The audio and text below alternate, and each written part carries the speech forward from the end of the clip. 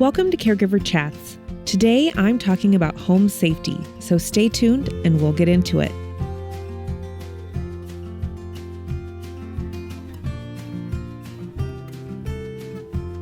Hi, Dr. Lakelyn here. I'm a gerontologist and caregiving advocate for Home Instead, an honor company. I'm so glad you're taking the time to listen. Be sure to subscribe to Caregiver Chats on Apple, Spotify, or your favorite podcasting app. I also love your questions. You can email me at caregiverchats@homeinsteadinc.com. I can't believe we're nearing the end of the year. I know many people are spending time with family this time of year. Maybe you're heading back to your childhood home to gather with your parents, siblings, or extended family. And while you're there, I'd encourage you to pay attention to the environment and talk with your older family member about elements of home safety. I know this might not be the most festive conversation, but it's a really important one. Hopefully this episode will give you some helpful tips and conversation starters. The topic of home safety is so important that a few years ago, I completed a senior home safety specialist course to learn even more about it.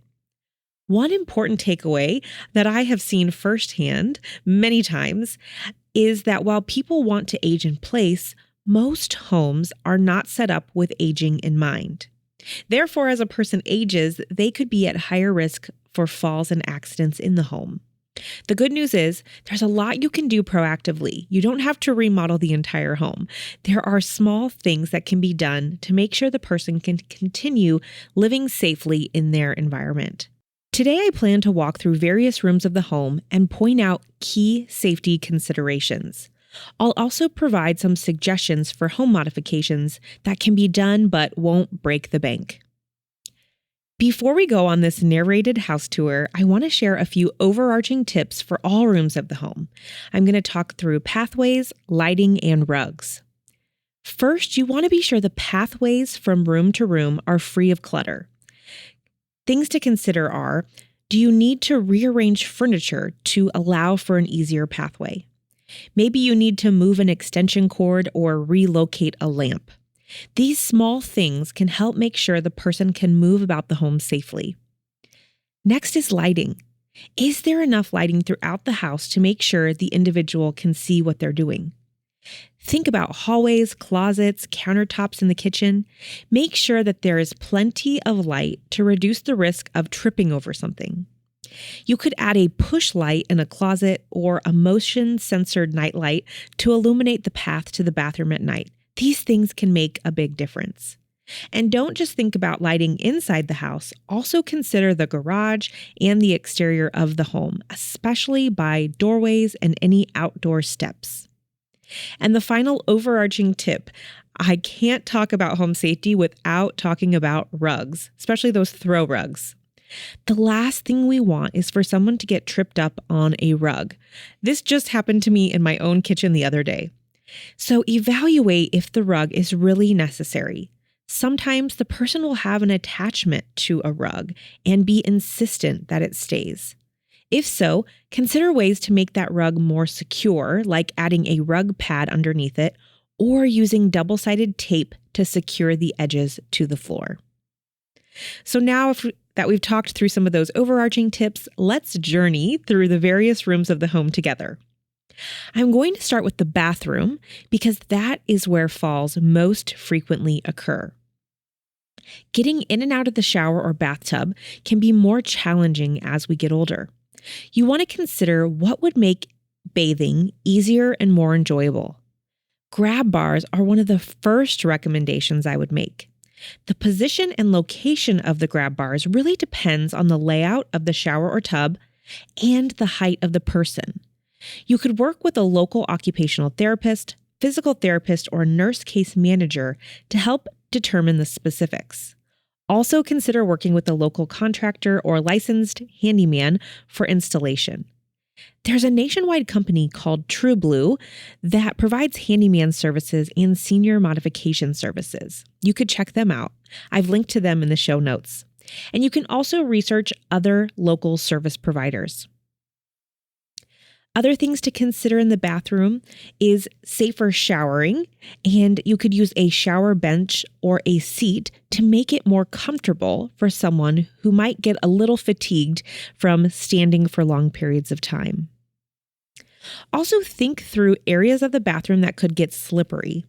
Have a non-slip mat inside the tub and a non-slip rug outside the tub or shower. Also, pay attention to the shower curtain to make sure it's not a tripping hazard. One other thing you might want to consider is replacing a shower head with a handheld shower head. That can allow the person and a caregiver to better control where the water goes. Another key element of the bathroom is the toilet. Is the toilet seat high enough? If not, you might want to replace it with a comfort height toilet. It's several inches higher than the standard toilet. If you don't want to replace it, you could add what's called a toilet seat riser. It's a thick plastic toilet seat that makes it easier to get on and off the commode. You can find these toilet seat risers with built-in handles to provide more leverage for standing up. Alternatively, you could add grab bars around the toilet area. The last thing we want to see is the towel bar next to the toilet being used as a grab bar. I see that all the time. Those towel bars are not made for bearing a person's weight, so we want to use a grab bar instead. My grandparents installed grab bars in their shower when my grandpa had some knee issues. It took several conversations with them and several months for them to get the grab bars installed. But since then, over the past 5 or so years, they have been so glad that they have them. My grandma will sometimes experience vertigo, and she can hold onto the grab bar in our stand-up shower for added stability. Now, let's move to the next room of the house that's often attached to the bathroom, and that's the bedroom. It's important to evaluate the height of the bed. Is it too high or too low? For a bed that's too low, you can get risers for the bedposts to elevate the bed. You can find these risers at various home improvement stores. You can evaluate if the bed is too high by having your loved one sit on the edge of the bed, and if their legs do not touch the floor when they're sitting, it's too high. You could consider a different bed frame or get a low profile mattress. You could even also remove the box spring. All of those things could make it easier for the person to get on and off the bed because it will lower the bed height. There are also bed assist rails that you can slide under the mattress that provide extra support for balance and stability when getting in and out of bed or changing positions. Also, when we think of the bedroom, many people get dressed in there. So think through how the person dresses themselves. Is there adequate lighting in the closet? Can they easily reach all of the clothing items that they need? Do they have a place to sit down and put on their shoes? We also want to think about lighting in this room. Is the light switch across the room from the bed? If so, make sure there is a lamp or a motion night light near the bed to make sure they can safely get into bed before all the lights go out. Motion night lights are also really helpful to illuminate the path from the bed to the bathroom. All right, let's move along to the kitchen. This is often described as the heart of the home. So often when I host people at my house, everyone gathers in the kitchen, no matter how much room there is in the rest of the house.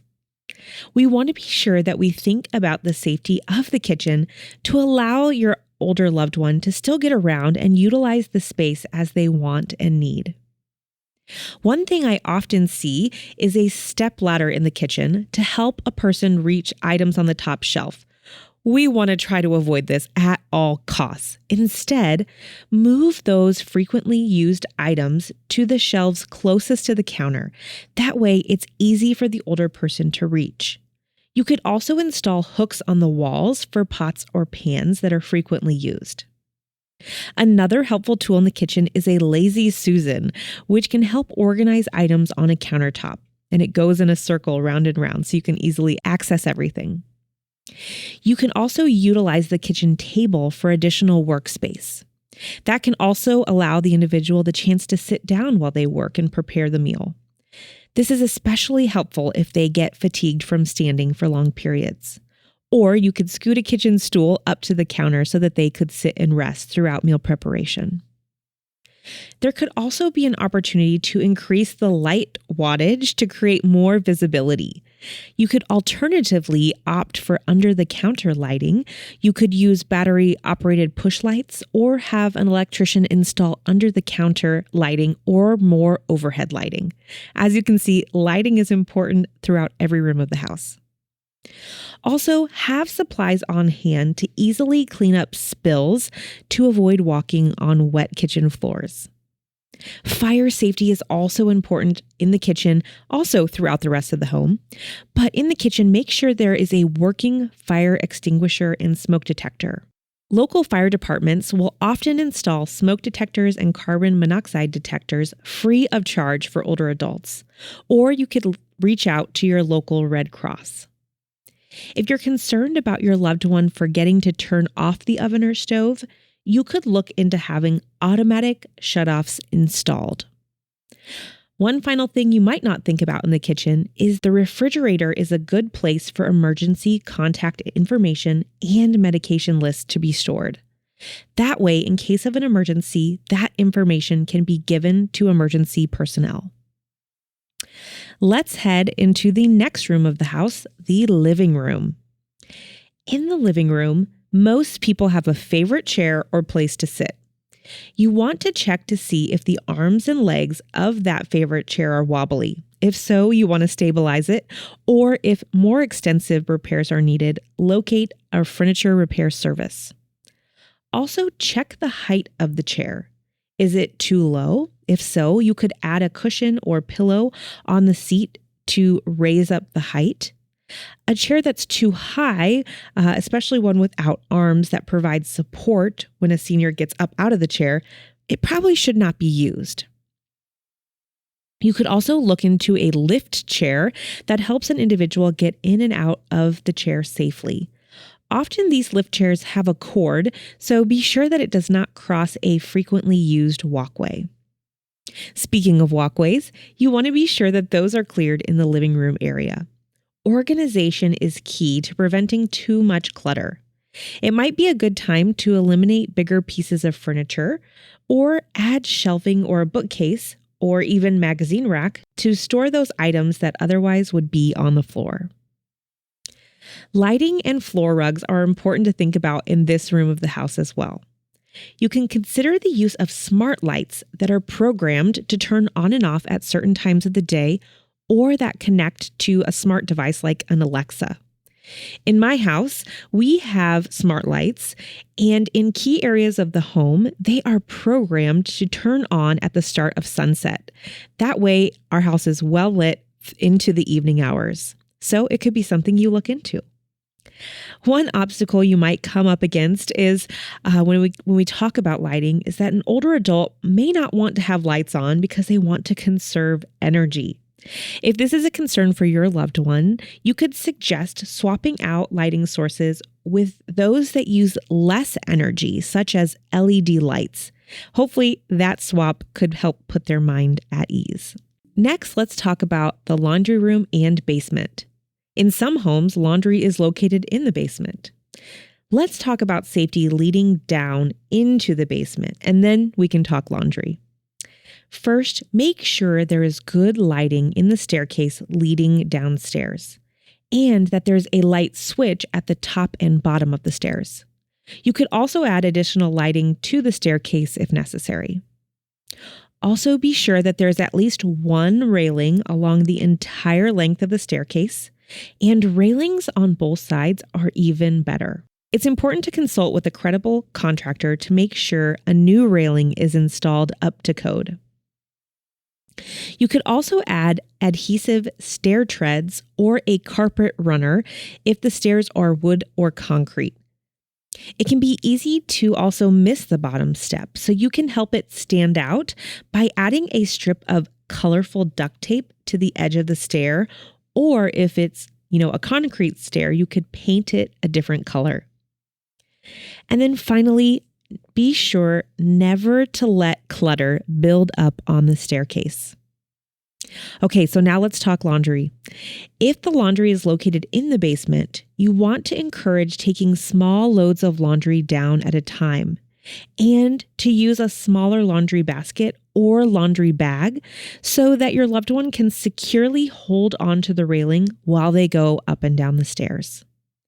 And if there's an opportunity to move the laundry upstairs, that could be really beneficial. You could put a stackable washer dryer in a spare bedroom closet, for example. No matter where the laundry is located, here are a few quick tips to make sure that the laundry is done safe. First, if you like to buy detergent in bulk like I do, you could divide it into smaller containers or bottles that are easier to lift, or use a dispenser container to portion out just enough for each load of laundry. You could also tape a sign onto the dryer with reminders to check the lint catcher. You want to be sure that that lint catcher doesn't back up because that could create a fire hazard. And then if a person has low vision, you may want to mark the commonly used washer and dryer settings so that the person can easily see them. Sometimes that text is really, really small, so that can be helpful. All right, let's make our way now into the garage.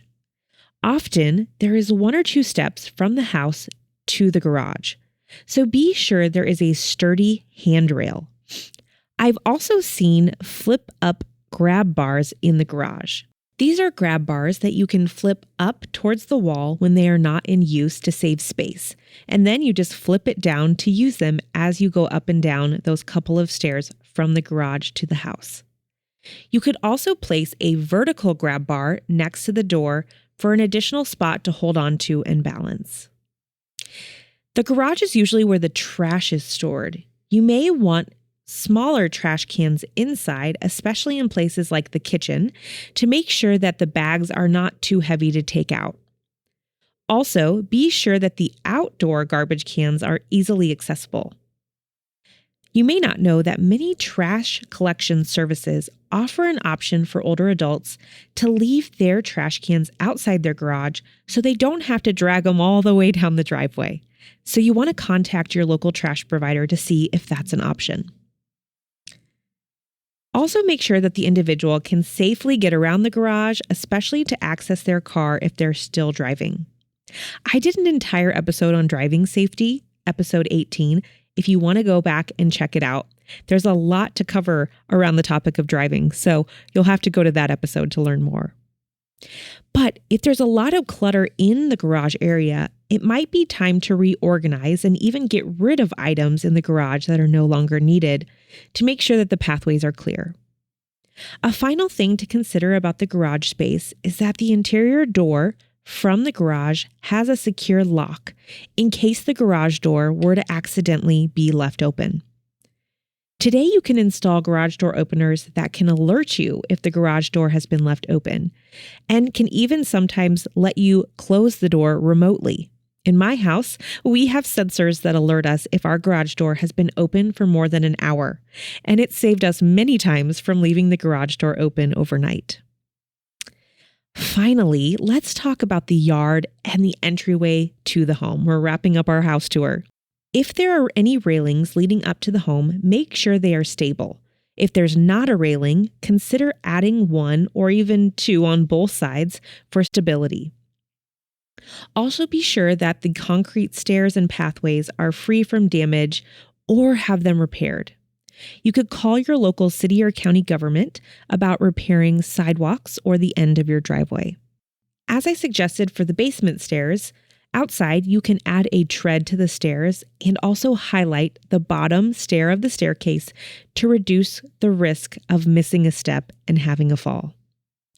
And depending on the climate, you want to be sure there's someone available to help scoop the walkway in the winter and help maintain the yard work. Also be sure that snow melt is easily accessible. You could consider a smaller container to put the snow melt in that's not too heavy to allow for easy scattering on the front porch or walkway. Also, consider lighting around the house. You could utilize motion-activated lights for comfort and security. You could also install a smart doorbell with a camera for additional safety, such as the Ring doorbell, or there are many other brands that help provide peace of mind and deter uninvited visitors. Wow, we made it through the entire house. But before I wrap up, I have some additional home safety tips that I want to point out along with some resources. One important thing to consider, really for us all, is can your aging loved one, or can we ourselves, if we broke a leg, have access to a bedroom or bathroom? In many homes, the main level of the home does not often have a bathroom, especially one with a shower or tub, and may also not have a bedroom. In these cases, when the bed and bathrooms are upstairs, you might need to consider a chairlift at some point to help you navigate the stairs safely. You could also consider remodeling a main floor bathroom to include a shower. These are often more costly modifications, but something to think about when the desire is to age in place. Also, if a person experiences changes in their mobility, they may need to use a walker or wheelchair. If this is the case, it's important to evaluate if they can easily get around the furniture and through the hallways and the pathways of the home with that walker or wheelchair. You might need to rearrange or remove furniture. There are also replacements for door hinges that allow for extra clearance. They're called swing clear door hinges.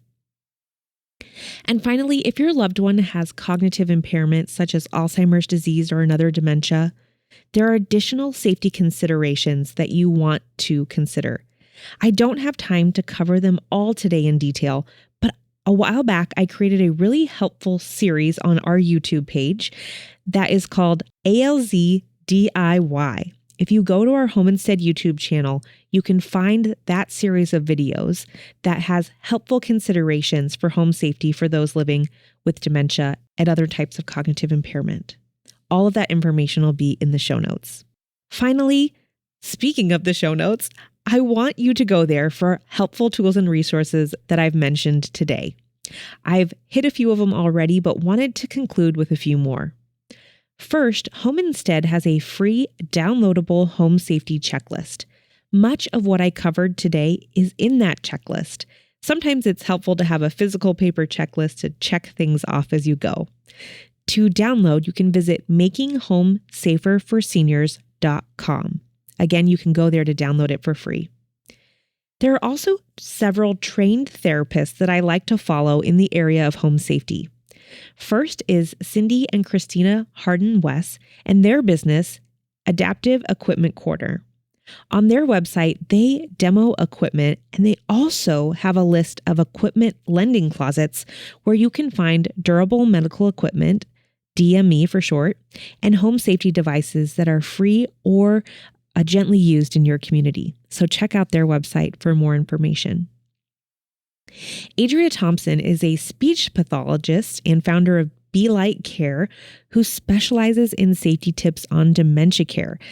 She is on Instagram and also has a website, so I encourage you to check her out. Also, Lindsay is an occupational therapist. Her business is called EquipMeOT.